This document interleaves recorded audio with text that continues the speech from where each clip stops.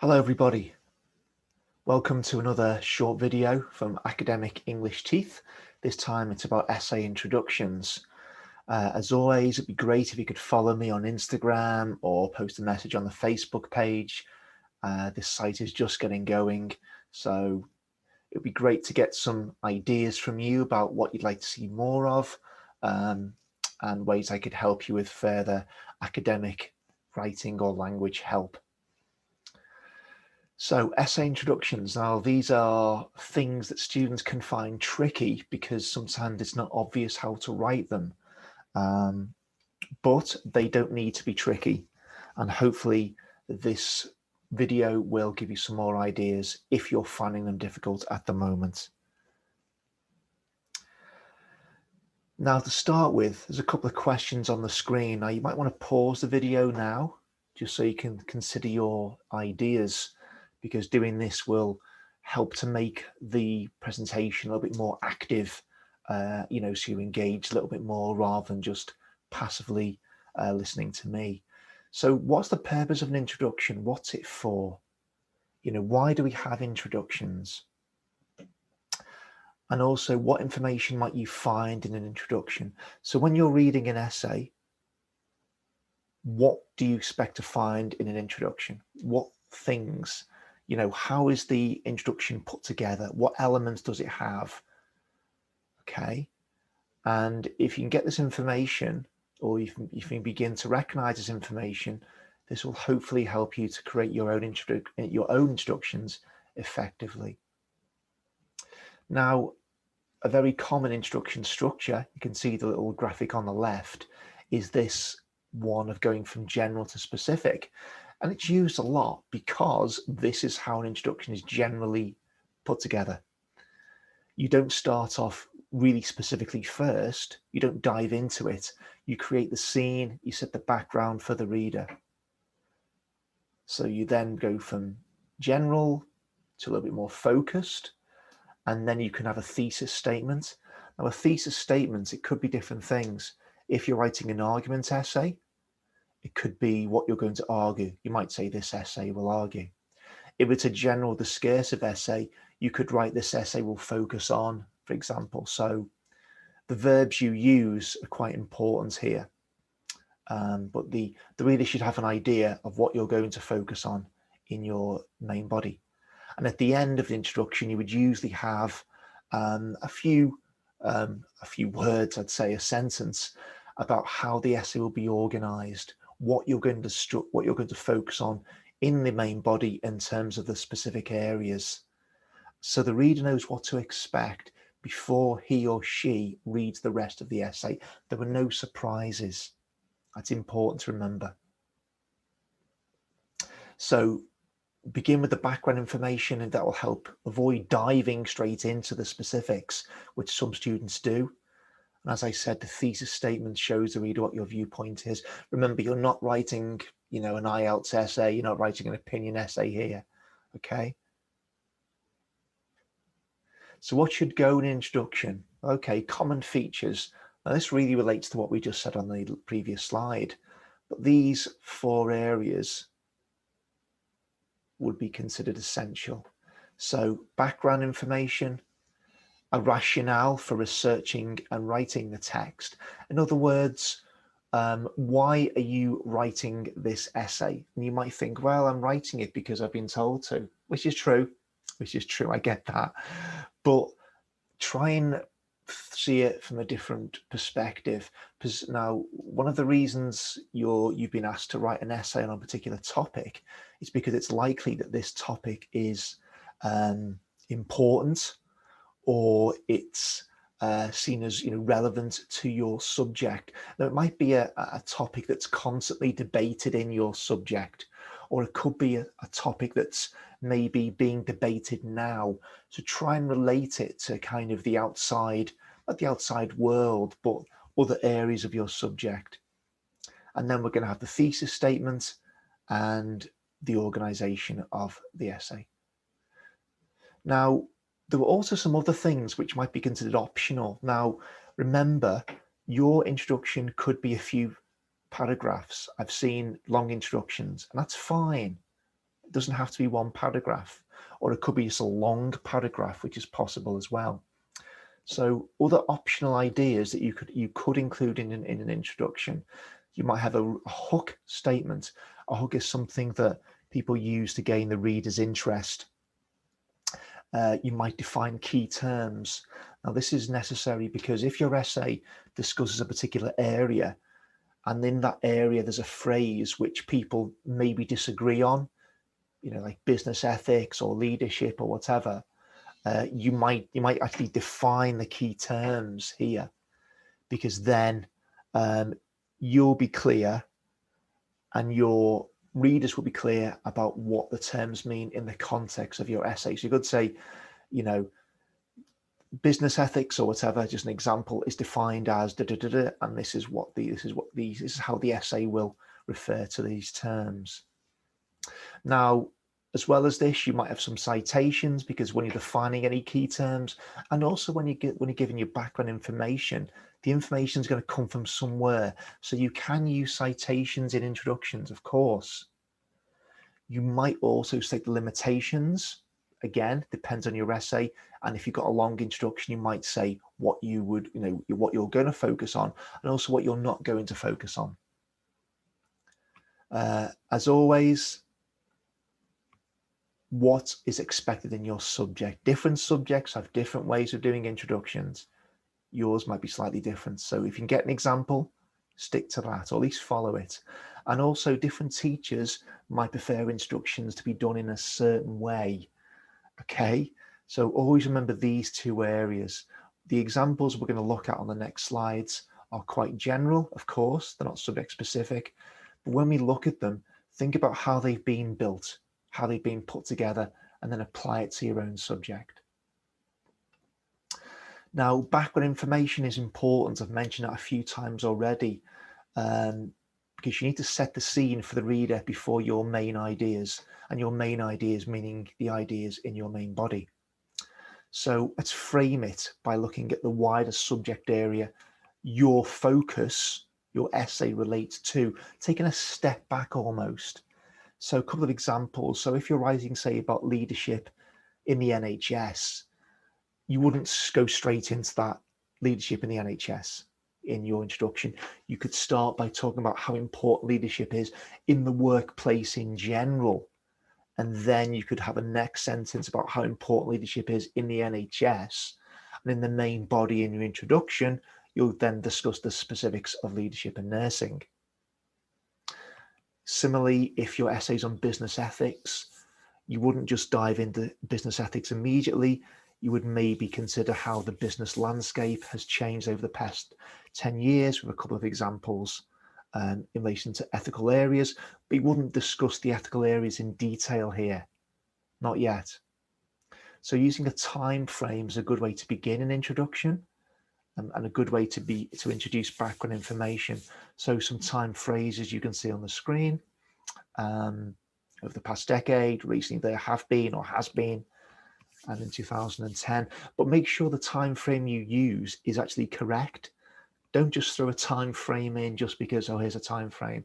It's got to be kind of true, because if you don't, you'd run the risk of being too general, and the reader can easily see if it doesn't make sense.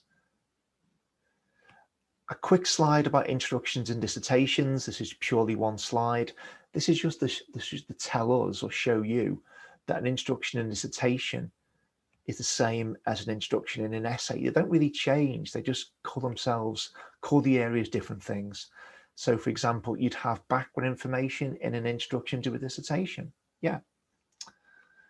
You'd also have a research gap, it's called, in a dissertation. In an essay, it's your rationale, it's your reason for doing it being the writing. You'd have the thesis statement in the essay, you'd have aims and objectives in a dissertation. And then you'd have a structure of a dissertation, the same way you'd have a structure of an essay. So when you begin to do a dissertation, if you are going to do a dissertation or a long project, it doesn't matter. A long introduction, regardless of the assignment type, basically functions the same way. Okay. Right, let's look at some examples. We're going to look at 2 examples. Here's the first one. Again, pause this so you can have a look at it. So the essay is about what determines altruistic behavior. So that means, what determines good, generous behavior in people. Why are people generous? Why are some people more generous than others? Okay.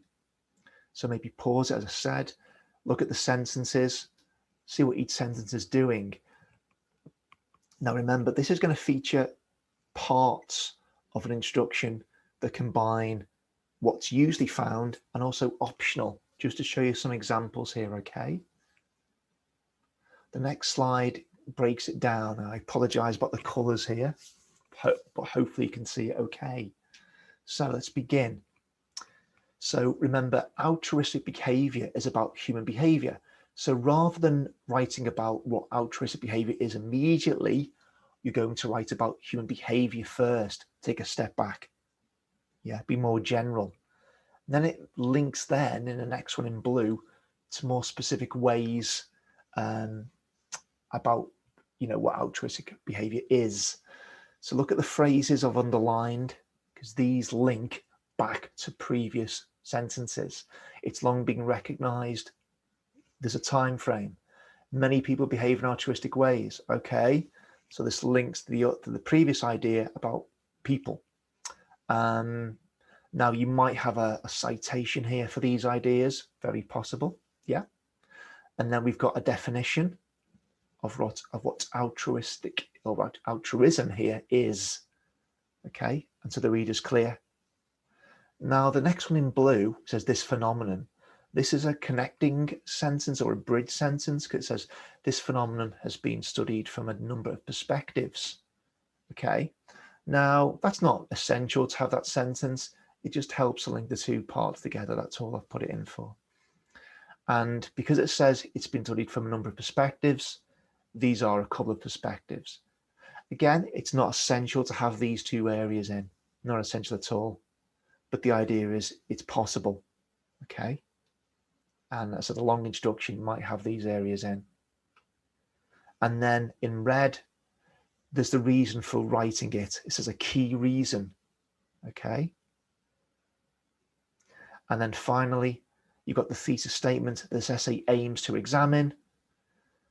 And then it says from an evolutionary perspective, leading to 3 possible motivating factors, which are then evaluated.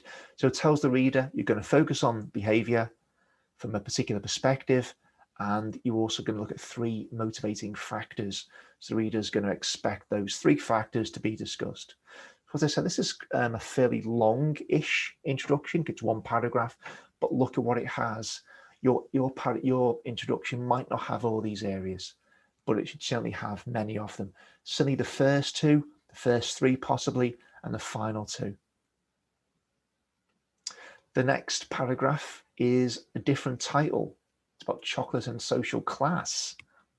So again, pause it, read it, see how it's been put together. And we're going to break it down again here. General opening background. The debate over the right of access to chocolates has greatly developed over recent years. There's your time frame. Remember, it's about social class. So the next sentence, beginning whereas chocolate was formerly regarded as the domain of the wealthy, it's now come to be more widely seen as a right. So, getting more focused on what people, society. There are some who see the diversity of approaches being socially constructed. So remember, it's about social class. There's the essay.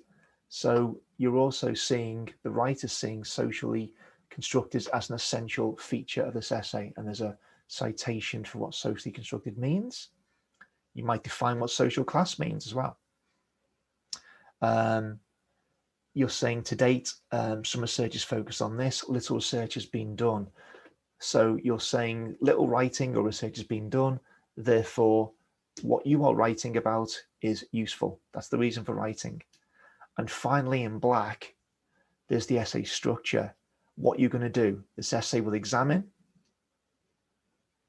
and it will illustrate these things in order to show why. Okay, so again, the reader is clear about what you're focused on and what you're going to write about. Okay, and again, this is just an example, but look at it in terms of the structure.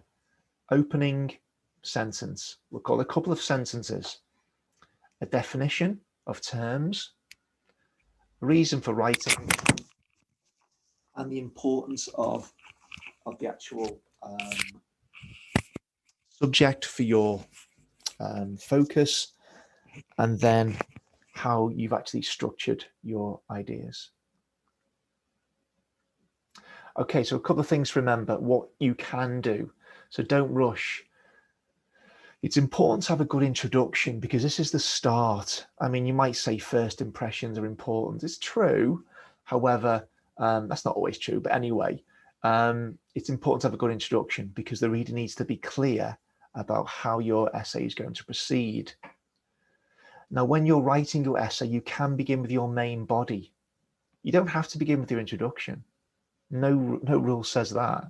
It's often easier to do your main body first and then relate your introduction to your main body. Also, rewrite your introduction as you need to, because if you prefer to write your introduction first, because you might say, oh, that gives me a clearer focus, you then might see how your introduction fits with your main body. And then, if you've changed things in the main body, make sure you change them in the introduction as well, so they are combined and connected. And again, remember, guide the reader so the reader knows what to expect in the main body just from reading your introduction. Possible problems. Some dive into the essay focus immediately. No, resist the temptation or be aware of you're doing it. There might be no clear link to the reader between your background and the outline or the focus. So again, be clear to the reader how the background relates to what you're going to focus on. And again, a clear setting the scene will do this. You might forget to tell the reader what the assignment will focus on. We'll go back, have a look. Are you doing it? Again, maybe have a checklist for your introductions. Again, you might forget to state how your assignment is organized. Check. And also remember, if you are using ideas for your background information, don't forget to reference them, because obviously they come from somewhere and the reader might expect this. And also when you're defining key terms. Okay. But overall, remember, introductions don't really change. Background, set the scene, a reason for writing, thesis statement, how the essay or main body will be organized. Depending on your subject, these might be longer than other subjects. Equally, your introduction could be a few paragraphs, and in those paragraphs, you might give more detail. Okay, so see what the conventions of your subject are. Not all subjects will write the same introductions. You probably know this already. However, there will be common features in them all. And that brings us to the end of our short webinar. Hope it was useful. Leave comments as you wish to, and I'll certainly read them, and I'll adapt and do more things in the future. So take care. Thank you.